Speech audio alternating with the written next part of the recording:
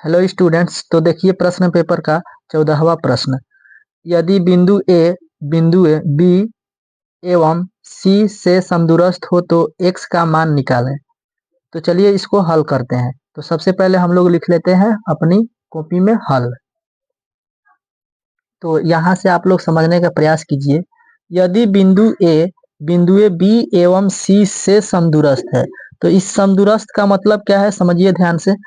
सम मतलब बराबर, दूर मतलब दूर, अस्थ मतलब स्थित, समान दूरी पर स्थित। बिंदु ए जो है बी और सी से एक समान दूरी पर स्थित है। तो देखिए जैसा कि यहाँ पर फिगर में दिखाया गया है, ए जो बिंदु है बी से उतना ही दूरी पर है जितना कि सी से है। तो इस प्रकार से हम लोग कहेंगे कि समदूरस्थ का मतलब है कि समान दूरी पर स्थित बिंदु। तो यह ए बिंदु जो है बी से उतना ही दूरी पर स्थित रहेगा जितना कि सी से है। ठीक है, तो चलिए, यानी कि ये दोनों दूरी जो है ए बी और ए सी आपस में बराबर होगी। ठीक है, तो हल में सबसे पहले हम लोग लिख लेते हैं ए बी बराबर ए सी हो जाएगा। ठीक है, तो ए बी की दूरी निकालने के लिए देखिए दूरी सूत्र यहाँ पर है under root x1 minus x2 का whole square plus y1 minus y2 का होल स्क्वायर। ये दूरी सूत्र होता है। तो देखिए इसमें x1 का मतलब क्या है, यानी कि मान लीजिए a से b तक में, यानी ए बी की दूरी ज्ञात करना है हमें। तो a हो गया पहला बिंदु और दूसरा बिंदु क्या हो गया, b हो गया। तो पहला जो बिंदु होगा उसमें x1 मिलेगा और y1 मिलेगा, और दूसरा बिंदु जो रहेगा b उसमें x2 मिलेगा कोमा y2। मतलब पहला जो बिंदु होगा उसमें 1 1 मिलेगा और दूसरे बिंदु में 2 2 मिलेगा। ठीक है, तो यहाँ से देखिए इस फॉर्मूले से x1 कौन होगा बताइए।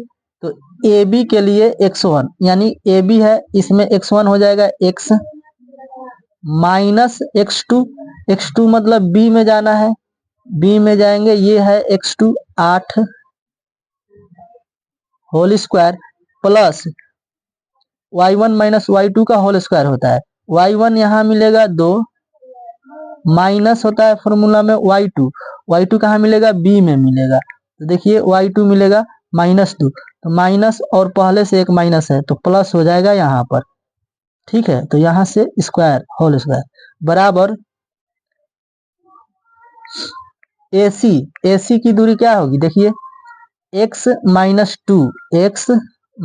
टू कर लेंगे और उसके बाद क्या करेंगे y1 माइनस y1 कितना है 2 है 2 और y2 है माइनस में, तो माइनस एक फॉर्मूला से और एक ये माइनस तो प्लस में हो जाएगा। तो यहाँ पर हो गया 2 + 2 का होल स्क्वायर। और इसके बाद हम लोग देखते हैं कि ये रूट से रूट कैंसिल हो जाएगा। ठीक है, तो बचेगा x माइनस 8 का होल स्क्वायर प्लस 2 2 मिलकर कितना हो जाएगा 4 हो जाएगा। यहाँ से देखिए कि x माइनस 2 का होल स्क्वायर बच गया, यहाँ बचा प्लस 2 2 मिलकर 4 हो जाएगा उसका होल स्क्वायर। ठीक है, यहाँ से देखिए 4 के स्क्वायर से 4 के स्क्वायर कैंसिल हो जाएगा, क्योंकि एक प्लस में है इधर, उधर जाएगा तो माइनस में हो जाएगा, प्लस माइनस क्या हो जाता है कैंसिल हो जाता है। तो इस प्रकार से यहाँ से देखिए a माइनस बी का होल स्क्वायर दिख रहा है। तो चलिए लगा लेते हैं फॉर्मूला से। तो यहाँ पर a माइनस बी का होल स्क्वायर हो जाता है, देखिए a square plus B square minus 2ab।